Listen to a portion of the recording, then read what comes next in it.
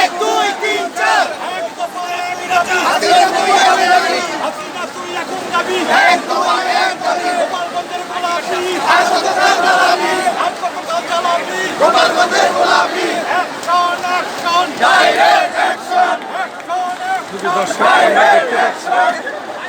জাতীয় শহীদ মিনারের সামনে আবার ব্যানার হাতে মিছিল হচ্ছে।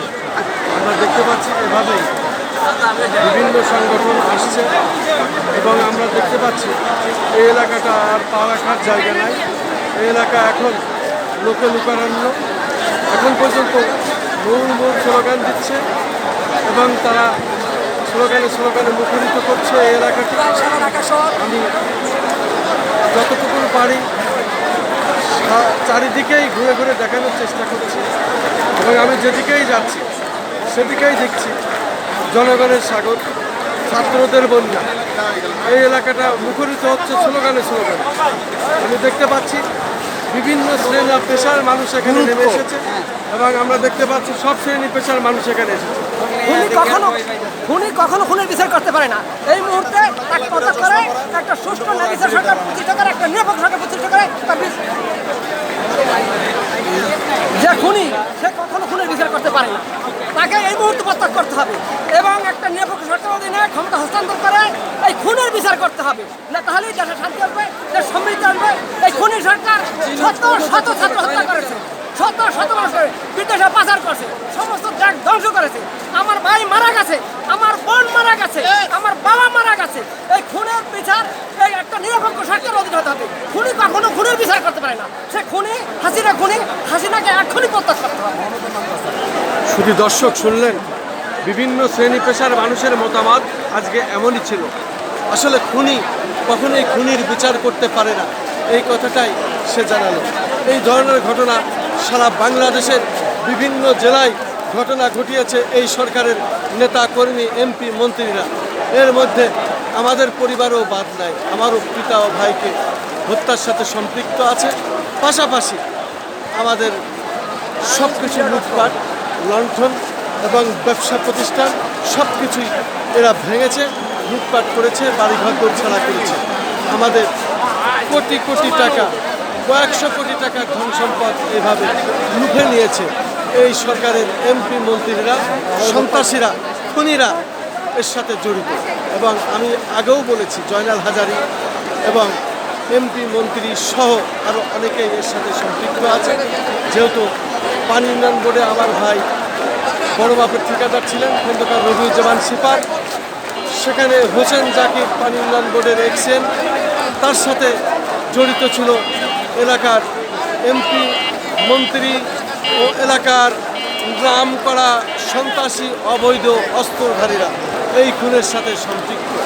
অতএব আমিও আমার ন্যায় বিচারের দাবি এখান থেকেই জানাচ্ছি এবং বারবার জানিয়ে আসছি। এই সরকার আসলে খুনিদের বিচার করবে, এটাই স্বাভাবিক। যে খুন করে সে খুনের বিচার কখনোই করে না। অতএব এই সরকারের পদত্যাগ করে নতুন সরকার আসতে হবে এবং তার আওতায় তখন আবার নতুন করে আইন বিভাগ সাজাইতে হবে। তখন বিচার বিভাগীয় তদন্তের মাধ্যমে, উচ্চতর তদন্তের মাধ্যমে তখন এদেশে ন্যায় বিচার প্রতিষ্ঠিত হবে। প্রত্যেক মানুষই তখন সে তার ন্যায় বিচার পাবে। যত খুন হয়েছে সব হত্যার বিচার আবার হবে। এদেশ তখন আবার সাধারণ জনগণের হাতে ফিরে আসবে গণতন্ত্র, ফিরে আসবে বাক স্বাধীনতা, ফিরে আসবে ন্যায় বিচার। আমি খন্দকার মাসুদুজ্জামান, জাতীয় শহীদ মিনারের সামনে থেকে, রাজধানী ঢাকা। আমাদের চ্যানেলগুলির পক্ষ থেকে ধারাবাহিক যে কাজগুলি আমি করে আসছি তার ধারাবাহিকতা আজও আমি প্রচার করে যাচ্ছি।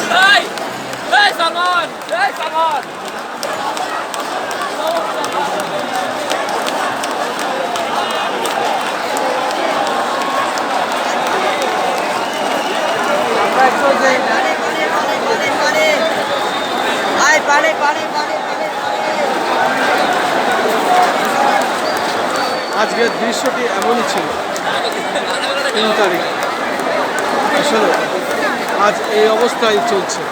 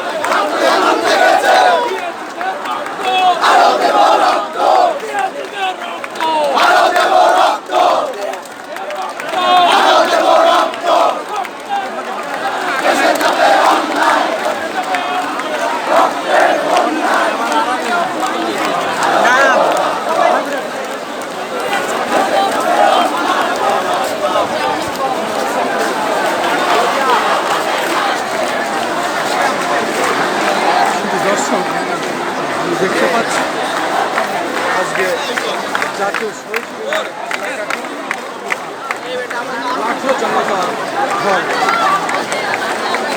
আজকে আমরা দেখতে পাচ্ছি লাখো জনতা আজকে নেমে এসেছে রাজপথে এবং সেটাই আমরা দেখে যাচ্ছি। আমরা ধারাবাহিকভাবে এই কাজগুলি করে যাচ্ছি এবং তার ধারাবাহিকতা আজও আমরা দেখে যাচ্ছি। আমি কিন্তু আমাদের চ্যানেলগুলির পক্ষ থেকে, আমাদের অনলাইন পোর্টালের পক্ষ থেকে ও আমাদের সাংবাদিক অ্যাসোসিয়েশনের মাধ্যমে আমাদের সংগঠনের পক্ষ থেকে আমরা আমাদের দাবি দীর্ঘদিন ধরে জানিয়ে আসছি।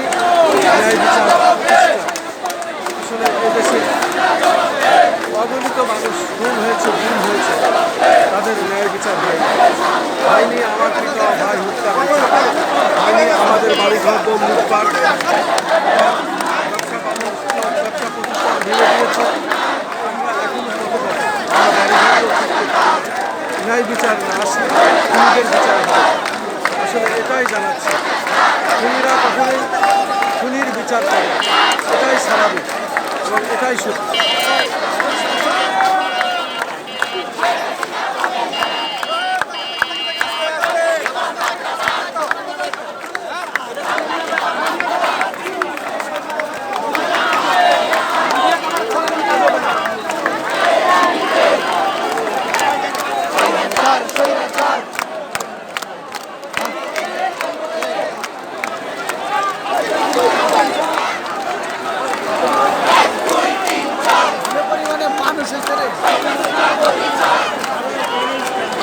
এক দুই তিন চার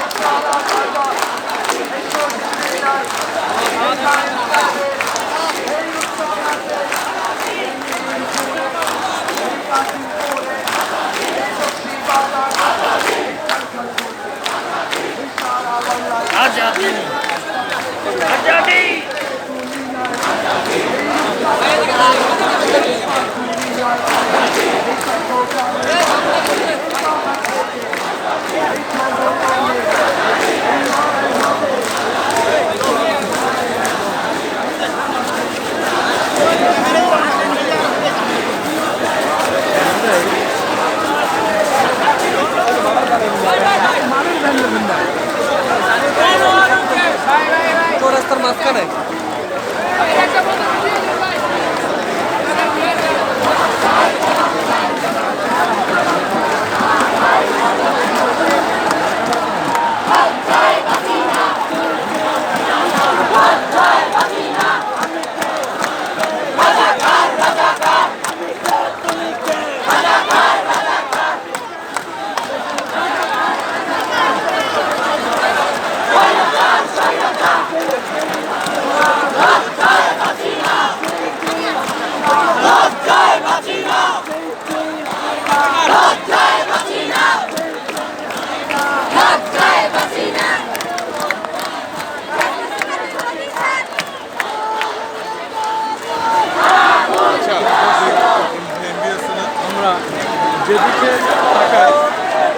চারিদিকেই শুধু জনতা আর জনতা।